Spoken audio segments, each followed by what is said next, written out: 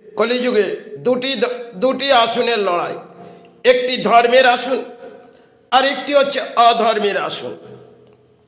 এবং কলিযুগে যদি ধর্মের আসনে বসে চিৎকার করে মামা করে যায়, তাহলে কিন্তু কলিযুগে অংশের খেলা, সেটা হয়তো সমাজ জেগে উঠবে না।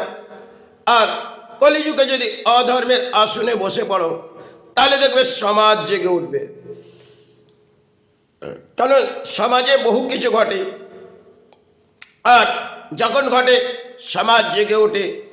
সমাজ এই কারণে জেগে ওঠে, কলিযুগে যে আসনটি সেটা ধর্মের আসন নয়, আর অধর্মের আসনে আমরা কলিযুগে জেগে উঠি।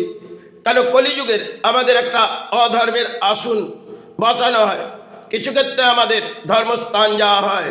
কারণ প্রয়োজন অনুযায়ী ধর্মস্থানে গিয়ে একটু প্রণাম করে নেব, আর সমাজের কাছে দেখিয়ে দেবো আমি যে পরম ধর্ম এসেছি, তাই ধর্ম রক্ষা করতে এসেছি। এই ধরনের কলিযুগে চলে।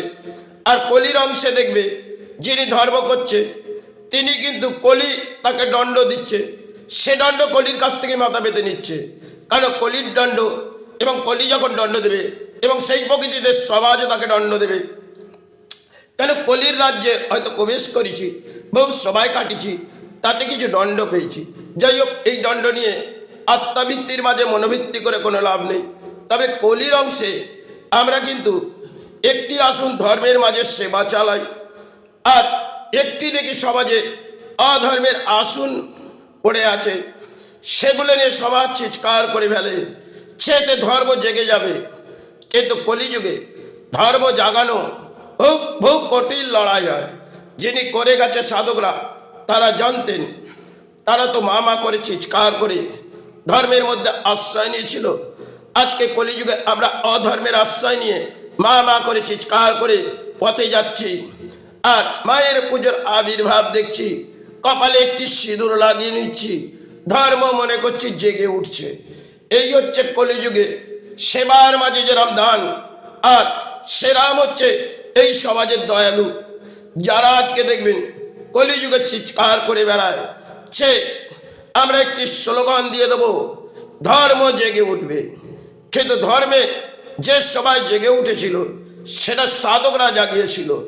আজ এই ধর্মকে জাগানো আর কোনো আসেনি। আজ থেকে বহু বছর আগে সাধকরা এসেছিল। সেই সাধক রামপ্রসাদ থেকে একের পর এক সাধনার জগতে তারা এসেছিলেন। তারা বাংলাতে ধর্ম জাগাতে এসেছিল।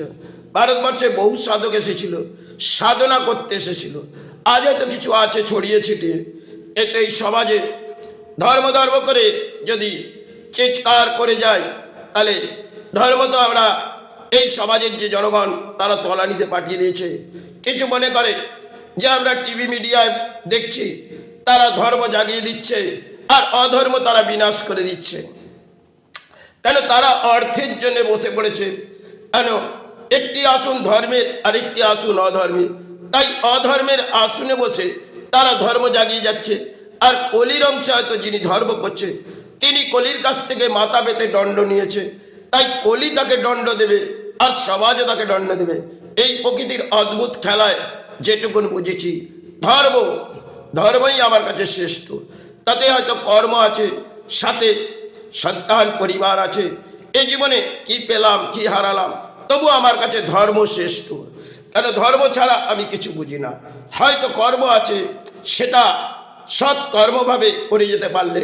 কেন? আজ আছি হয়তো মাতৃ চরণে পড়ে, হয়তো জরাভেদি তা হয়তো উত্তাল হয়, কিন্তু দেহটা যতক্ষণ আছে ততক্ষণ সেবা চালিয়ে যায়, তাতে ধর্মের আশ্রয় নিয়ে যায়। এই অধর্ম বিনাশ করা তো আমার কাজ নয়। তবে অধর্ম যখন জেগে উঠেছে, তাতে শ্রীচরণে চলে গেলেই মুক্তি পায়। এই হচ্ছে কলিযুগে হয়তো এসেছি, সেবাটা সারছি। যদি মা শ্রীচরণে নিয়ে নেয়, গুরু শ্রীচরণে নিয়ে নেয়, এটাই গুরুকে প্রণাম জানিয়ে, পরজন্মের গুরুকে প্রণাম জানিয়ে, এই জন্মের গুরুকে প্রণাম জানিয়ে, ভারতবর্ষের সমস্ত গুরুকে শ্রীচরণের শতকোটি প্রণাম জানিয়ে, আমার শেহের গুরুকে প্রণাম জানিয়ে, ঠাকুর শ্রীরামকৃষ্ণ মহাসারদা সমস্ত ভারতবর্ষের গুরুকে প্রণাম জানিয়ে আমি সেবার মাঝে আসবো।